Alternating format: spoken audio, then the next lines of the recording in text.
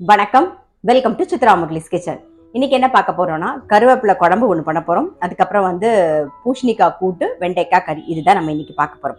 First கருவேப்பிலை குழம்புக்கு நம்ம வறுத்துக்க வேண்டியதெல்லாம் வறுத்துக்கலாம். அதுக்கு முன்னாடி இந்த பக்கம் நான் பூசணிக்காய் கூட்டுக்கு வேக வச்சு எப்பயும் போல ரெடியா வச்சாச்சு. அது பாசிப்பருப்பு, ஒரே ஒரு கைப்பிடி பாசிப்பருப்பு, அதுக்கப்புறம் கடலைப்பருப்பு ஒரே ஒரு டீஸ்பூன், பூசணிக்காய், கொஞ்சம் பெருங்காயம், மஞ்சப்பொடி போட்டு வெந்து ரெடியா இருக்கு. இதுக்கு நம்ம தேங்காய், பச்சை மிளகா, சீரகம் தான் அரைச்சி விட போகிறோம். அதுவும் அரைச்சி ரெடியாக இருக்குது, அதையும் சேர்த்துருவோம். இந்த பக்கம் உப்பையும் சேர்த்துட்டு ஒரு கொதி விடுவோம். இந்த பக்கம் அது கொதிச்சுட்டு இருக்கிறதுக்குள்ள நம்ம கருவேப்பிலை குழம்புக்கு என்னெல்லாம் வேணுமோ அதை வறுத்துக்க வேண்டியதை வறுத்துக்கலாம்.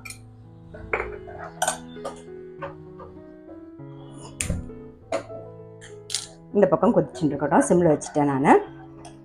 இப்போ என்ன வறுத்துக்க போகிறோன்னா, நான் கடாயில் கொஞ்சமாக எண்ணெய் விட்டுருக்கேன். அதாவது ஒரே ஒரு 1/4 டீஸ்பூனுக்கு எண்ணெய் விட்டுருக்கேன். பெருங்காயம், 4 வரமிளகா, ஒரே ஒரு டீஸ்பூன் மிளகு, 1 டீஸ்பூன் தனியா, 2 டீஸ்பூன் துவரம்பருப்பு, 1 டீஸ்பூன் சீரகம். இதை நம்ம வறுத்துக்கலாம்.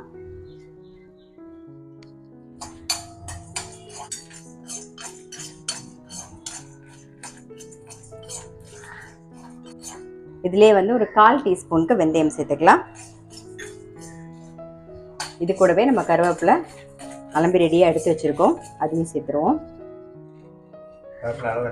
ஒரு 2 கைப்பிடி, அவ்வளோதான், 2 கைப்பிடி கருவேப்பிலை. இது அந்த ஈரப்பதம் போகணும், அந்த அளவுக்கு வறுத்துண்டா போதும். ரொம்ப கலர்லாம் மாறணும்னு இல்லை. இந்த கருவேப்பிலெல்லாம் சேர்த்து வறுக்கும் போதே ஒரு நல்ல வாசனை வரும். அப்படியே வீடே மணக்கும்னு சொல்லலாம், அந்த அளவுக்கு நல்ல வாசனை வரும். கருவேப்பிலை குழம்புக்கு வறுத்துண்டாச்சு, ஆஃப் பண்ணிடுறேன். ஆறுனதுக்கு அப்புறமா நம்ம அரைச்சிக்கலாம். இது நல்லா ஆறிடுத்து, இப்போ அரைச்சிடலாம். கருவேப்பிலை குழம்புக்கு வறுத்தாச்சு. அதை அரைக்கிறதுக்குள்ள என்ன பண்ண போறோம்னா, இந்த பக்கம் கடாயில் கொஞ்சம் எண்ணெய் விட்டுருக்கேன். இந்த பக்கம் பார்த்தீங்கன்னா கூட்டு நல்லா கொதிச்சுடுது. ஸோ கூட்டு நல்லா கொதிச்சு ரெடி ஆகிடுது. கூட்டு ரெடி. இதுக்கு தாளிச்சிடலாம். நம்ம கடுகு, உளுத்தம்பருப்பு, சீரகம்,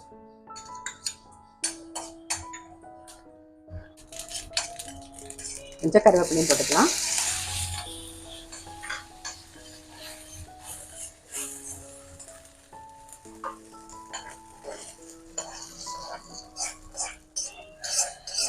அவ்வளோதான், நம்மளுடைய கூட்டும் ரெடி. அதையும் ஆஃப் பண்ணி ஓரமாக வச்சிடலாம். இப்போ கடாயில் எண்ணெய் விட்டுருக்கோம். நம்ம வெண்டைக்காய் கறி பண்ணிடலாம். ஸோ கடுகு, உளுத்தம்பருப்பு தாளிச்சிக்கலாம் வெண்டைக்காய் கறிக்கு. கொஞ்சம் கருவேப்பிலை, கட் பண்ணி வச்சிருக்கிற வெண்டைக்காய், இது கூட மஞ்சள் பொடி, உப்பு எல்லாமே சேர்த்துடலாம். மஞ்சள் பொடி, தேவையான உப்பு, நல்லா மிக்ஸ் பண்ணிட்டு அப்படியே மூடி வச்சிருவோம். வெண்டைக்காய் வெந்துடும்.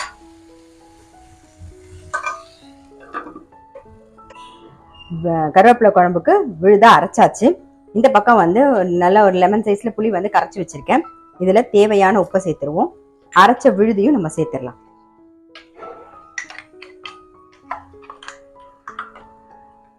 மஞ்சள் பொடியும் சேர்த்துடலாம். இதுலயே எல்லாத்தையும் நல்லா மிக்ஸ் பண்ணி ரெடி பண்ணியாச்சு. இப்போ கச்சட்டியில நல்லெண்ணெய் விட்டுருக்கு, அதை நல்லா காஞ்சிருக்கு. கடுகு மட்டும் தாளிச்சுக்கலாம்.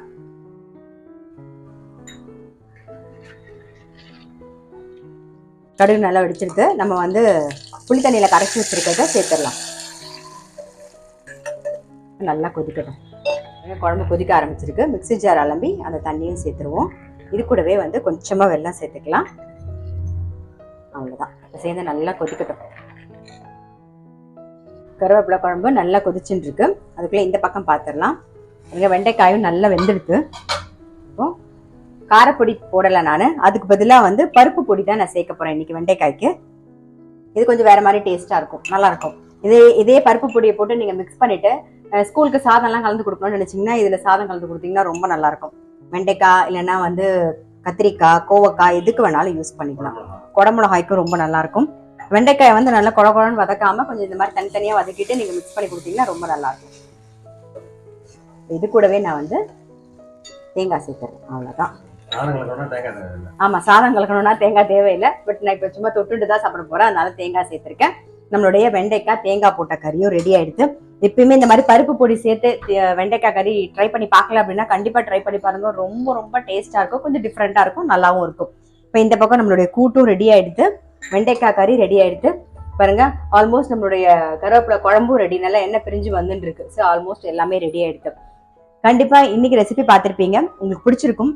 இந்த மாதிரி கருவேப்பிலை குழம்பு ட்ரை பண்ணலன்னா ட்ரை பண்ணி பாருங்க. அதே மாதிரி வெண்டைக்காய் கறிக்கு பருப்பு பொடி போட்டு ட்ரை பண்ணலனாலும் கண்டிப்பா ட்ரை பண்ணி பாருங்க. நான் அடுத்த வீடியோல சந்திக்கிறேன்.